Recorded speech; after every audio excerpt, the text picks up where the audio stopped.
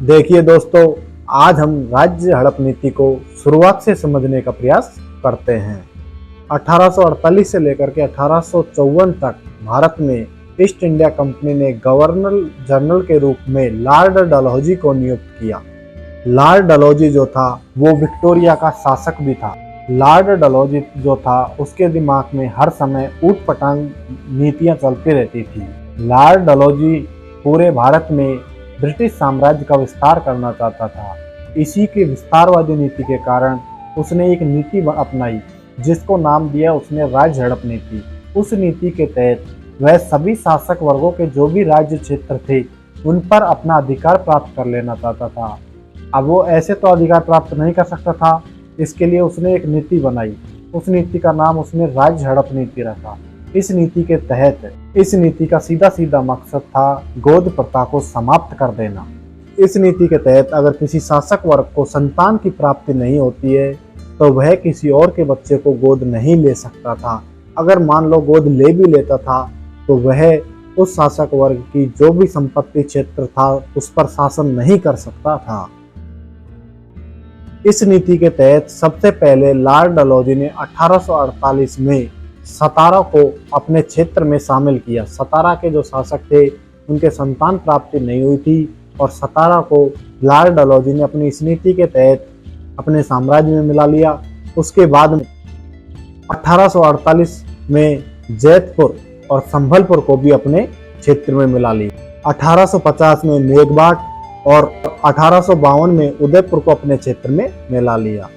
1853 में झांसी को भी उन्होंने अपने क्षेत्र में मिला लिया। अगर आप झांसी के बारे में संपूर्ण जानकारी लेना चाहते हैं तो हमने इस पर एक विस्तार से वीडियो बनाई है। डिस्क्रिप्शन में हमने लिंक दे दिया है, वहां से आप इस वीडियो को देख सकते हैं।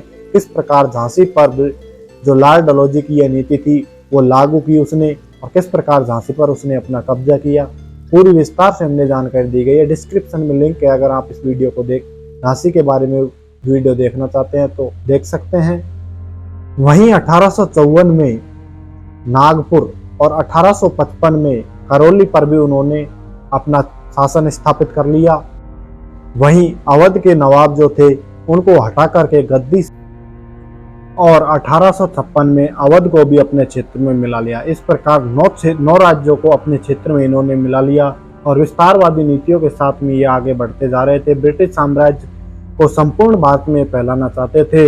लॉर्ड डलहौजी की इसी विस्तारवादी नीति के कारण भारतीय जो शासक थे उनमें विद्रोह की भावना जागृत हुई। उन्होंने सबने मिलकर के एकजुट होकर के विद्रोह की शुरुआत की। लॉर्ड डलहौजी यहीं पर नहीं रुका। जिन शासकों ने इनकी विस्तारवादी नीतियों का समर्थन नहीं किया उनकी इन्होंने पेंशन बंद करवा दी और जो उपाधियां उन्होंने प्राप्त की उन उपाधियों को इन्होंने छीन लिया। लॉर्ड डलहौजी ने 1853 में कर्नाटक के जो नवाब थे उनकी पेंशन बंद करवा दी। 1855 में तंजौर के राजा की मृत्यु हो जाने के पश्चात लॉर्ड डलहौजी ने उनकी उपाधि भी छीन ली थी। ऐसी बहुत सी घटनाएं 1848 से 1856 के बीच में घटित हुई। इस प्रकार की नीतियों ने ब्रिटिश साम्राज्य का विस्तार तो किया ही, लेकिन उनकी जो ये नीतियां थी वो ही उनके पतन का कारण भी बनी। भारतीय नागरिक जो थे उन सभी का शोषण ब्रिटिश लोग जो थे उन्होंने किया। आपस में सभी भारतीय भाई बहनों को धर्म के नाम पर उन्होंने भिड़ाने का काम किया। इसी प्रकार की नीतियों ने भारत के सभी लोगों को आपस में एकजुट होने के लिए मजबूर किया। ब्रिटिश साम्राज्य ने भारतीय लोगों की स्वतंत्रता छीन ली, उन पर अनेकों अत्याचार किए, उनको दास बना करके रखा गया, उनको स्वतंत्र रूप से प्रमुख पद नहीं दिए गए, उनको आपस में जातीय मतभेदों में उलझा कर रखा गया।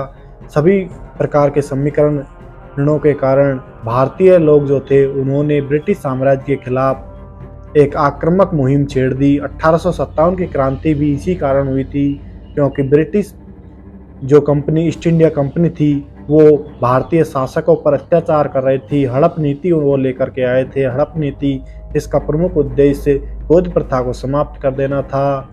अगर आप भी इतिहास में अपनी रुचि रखते हैं तो आप हमारे चैनल को सब्सक्राइब करने के साथ साथ में बेल आइकन प्रेस जरूर करें। अगर वीडियो अच्छी लगी हो तो वीडियो को लाइक जरूर करिएगा। जय हिंद, जय भारत।